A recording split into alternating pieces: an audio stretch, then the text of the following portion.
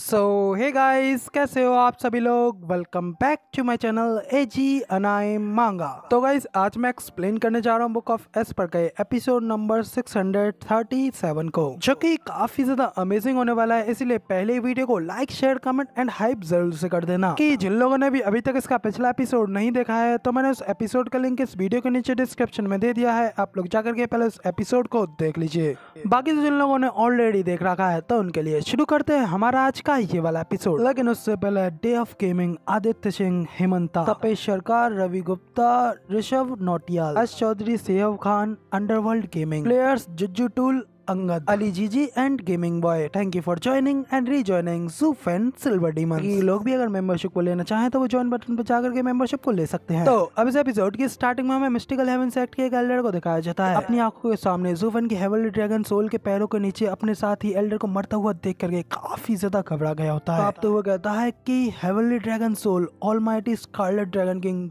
तो तुम तो डीमन स्कैमिंग सेक्ट के जूफन हो ना। इसी के साथ ही वो बंदा भी मारा जा चुका होता है और उस तरीके के नोबटी को हमें दिखाया भी नहीं गया, क्योंकि अगले सीन में जूफन अपने पास से सीक्रेट स्टोन्स को निकालता है। उनकी मदद से उन सभी सीक्रेट स्टोन्स को अपने चारों ओर बिछाता है और एक हिडन ऑरा फॉर्मेशन को एक्टिवेट कर देता है। इस वजह से वो फॉर्मेशन जूफन के साथ करे क्विलिंग और बाकी के सभी लोगों को भी अपने अंदर ढक लेती है। और क्योंकि वो एक हिडन फॉर्मेशन होती है, इसलिए बाहर से कोई भी उस फॉर्मेशन को देख नहीं सकता और ना ही ये देख सकता कि उस फॉर्मेशन के अंदर कौन है। और तभी इधर फॉर्मेशन के अंदर जूफन उस फॉर्मेशन से बाहर जाते हुए क्विलिंग से कहता जाता है कि मैं मदद लाने के लिए सेक्ट में वापस जा रहा हूँ, इसलिए जब तक मैं वापस ना आ रहा हूँ तुम लोग यहीं पर छुपे रहना और इस फॉर्मेशन को छोड़ करके बाहर बिल्कुल मत निकलना। तो इधर जूफन की बात सुनकर के क्विलिंग जूफन से कहता है कि स्टीवर्ट जू, सेक्ट लीडर आपकी बात मान करके यहाँ पर मिस्टिकल हेवन सेक्ट के साथ में वॉर लड़ने के लिए बिल्कुल भी एग्री नहीं होंगे। तो जूफन उससे कहता है कि इसका कोई नतीजा नहीं है, मैं अपने लोगों को लेकर के आऊंगा। जूफन उस फॉर्मेशन से बाहर जाते हुए क्विलिंग से कहता जाता है कि क्विलिंग, मैं यहाँ से जा रहा हूँ, इसलिए लड़कियों का अब तुम्हें ध्यान रखना है। तो क्विलिंग भी जूफन को ग्रीट करते हुए कहता है कि स्टीवर्ट जू, आप बिल्कुल भी चिंता मत कीजिए, क्विलिंग अपनी पूरी ड्यूटी करेगा। और फिर अगले सीन में हमें वापस डीमन स्कैमिंग सेक्ट के एरिया का सीन दिखाया जाता है। यहाँ पे अचानक से डीमन स्कैमिंग सेक्ट के बैरियर फॉर्मेशन एक्टिवेट हो जाती है और उस फॉर्मेशन के अंदर से अचानक से जूफन बाहर निकल करके आता है। इस तरीके से अचानक से किसी बंदे को अपने सेक्ट में अंदर आते हुआ देख करके तो उस जगह का डिसाइबल कहता है कि रुको, आखिर कौन हो तुम। और जब वो जैसे ही जूफन को देखता है तो सबसे पहले वो उसे ग्रीट करता है, उससे कहता है कि स्टीवर्ट जू, मुझे माफ कर दीजिए, आप वापस आ गए। तो जूफन उससे कहता है कि ठीक है, कोई बात नहीं। तो बंदा उससे कहता है कि थैंक यू स्टीवर्ट जू, मुझे माफ करने के लिए। मेरा वो बदमाश साथी तो ये कहता रहा कि स्टीवर्ट जू सेक्ट छोड़ करके जा चुके हैं और वो वापस सेक्ट में फिर कभी नहीं आएंगे, इसलिए पिछले 2 हफ्तों से मुझे इस बात ने काफी ज्यादा दुखी कर दिया है। तो उससे कहता है कि क्या तुम्हें मेरी याद आई। बंदा खुश होते हुए कहता है कि हाँ, ऑफ कोर्स स्टीवर्ट जू,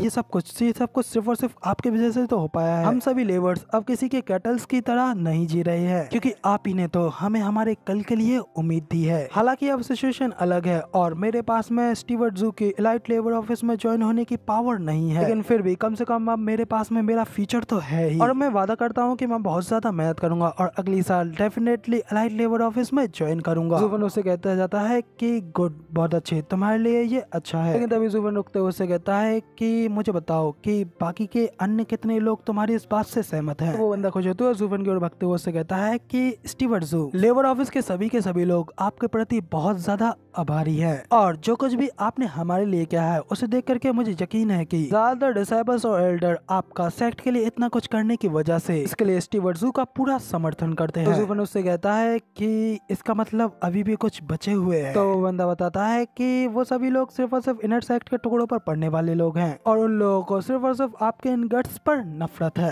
तो जुबन उससे कहता है कि तो फिर मुझे बताओ कि आखिर कितने लोग तुम में से मेरी किसी भी काम में मदद करने के लिए तैयार हैं। तो वो बंदा उससे कहता है कि स्टीवर्ट जू, आपको बस हमसे एक बार कहना है और हम लोग आपके लिए किसी भी खतरे का सामना करेंगे। जुबन कहता है कि बहुत अच्छे, और बताओ क्या सेक्ट लीडर आसपास है। तो वो बंदा कहता है कि नहीं स्टीवर्ट जू, इस समय सेक्ट लीडर तो बहुत ही ज्यादा बिजी है और सेक्ट में रुकने के लिए तो उनके पास अभी बिल्कुल भी टाइम नहीं है, क्योंकि जब से आपने डबल ड्रैगन गैदरिंग में अपनी चमक बिखेरी है तब से कई सारे एम्पायर्स हमारे साथ में जुड़ना चाहते हैं। वो तो यहाँ तक कि चाहते हैं कि हम उनके साथ में आ जाएं। इसलिए इन कुछ दिनों से सेक्ट लीडर बहुत ज्यादा खुश हैं। हमेशा बातचीत के लिए एक एम्पायर से दूसरे एम्पायर जा रहे हैं। तो ज़ूफेन कहता है कि ओह, तो इसका मतलब सेक्ट लीडर यहाँ सेक्ट में नहीं है। साथ ही फिर अगला सीन हमें सेक्ट हॉल का दिखाया जाता है। यहाँ पे सेक्ट हॉल के बाहर लग रही इमरजेंसी मीटिंग वाली बेल जोरों से बज रही होती है। इस तरीके से बजता हुआ देखेंगे तो बाकी सभी एल्डर्स भी हैरान होते हुए कहते हैं कि ये क्या भगवान के लिए अब ये कौन सा मूर्ख है जो कि इस तरीके से घंटी बजा रहा है और इस तरीके से इमरजेंसी मीटिंग बिठाने की हिम्मत कर रहा है। इस बार डबल ड्रैगन गैदरिंग खत्म हो चुकी है और पिछली बार से सिर्फ 2 दिन ही बीते हैं। तो फिर आखिर इस बार ऐसा क्या खास है जो ये हो रहा है। तो दूसरा एल्डर कहता है कि क्या तुम बेवकूफ हो, सेक्ट लीडर तो ऑलरेडी हमारे सेक्ट में मौजूद ही नहीं है और उनके अलावा अब सिर्फ हाई वेनेबल के पास ही इसे बजाने का अधिकार है। मगर वो तो हमेशा से ही एक सिंपल आदमी रहे हैं और उन्होंने कभी भी इस तरीके से बेल को बजाने की कोशिश नहीं की है। हालांकि ऐसा साहस रखने वाले कुछ और लोग भी मौजूद हैं। तो ये सुन दूसरा बार एल्डर कहता है कि तुम्हारे कहने का मतलब क्या तुम वेनेबल सी की कह रहे हो। इसके साथ ही फिर हमें वेनेबल सी के मेंशन का भी सीन दिखाया जाता है जहाँ पे कि वेनेबल सी ल्यूजी से कहते हैं कि ल्यूजी क्या तुमने उन लोगों से कांटेक्ट किया जिनसे मैंने तुमसे कहने के लिए कहा था। ल्यूजी भी कहता है कि मास्टर वो सभी लोग पूरी तरीके से तैयार हैं और सिर्फ यहाँ पर कुछ बड़ा घटित होने का इंतजार कर रहे हैं। तो वेनेबल सी कहते हैं कि जब वो सब लोग भाग जाएंगे तो फिर क्या होगा। ऐसा लगता है कि अभी भी ऐसे लोग हैं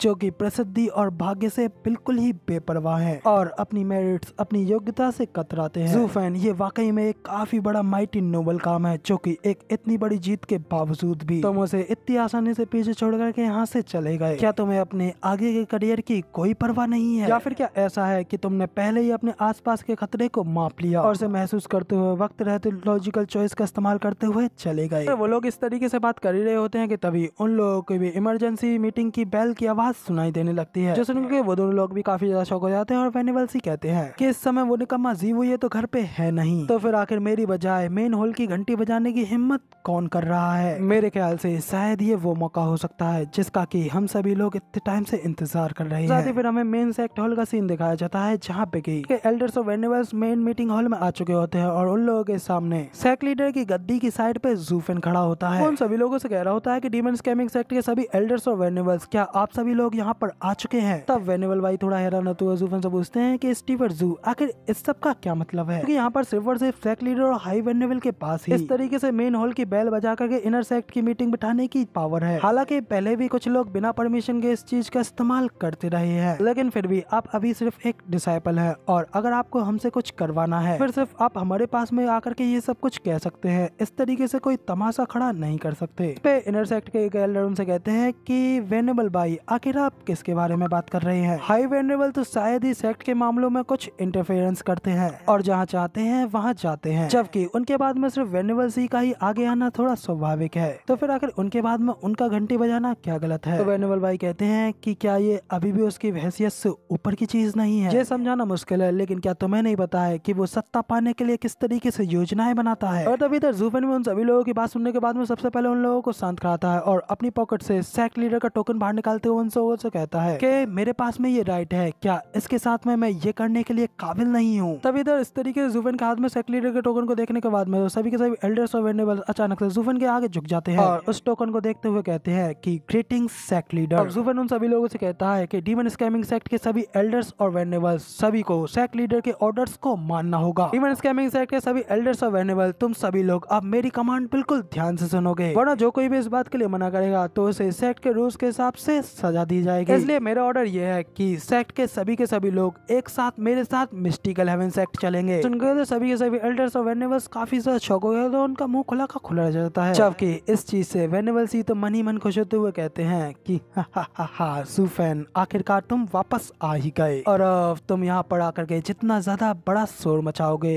मेरे लिए उतना ही ज्यादा अच्छा रहेगा।